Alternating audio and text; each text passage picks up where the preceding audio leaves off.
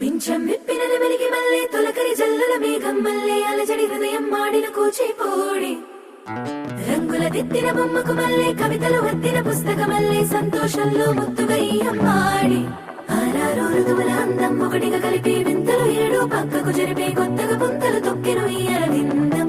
అమ్మమ్మో తాండవమాడే కృష్ణుడి నుండి వేణువ గానం తీయగ పండి రాతకు ప్రాణం ఉప్పొంగే ఆనందం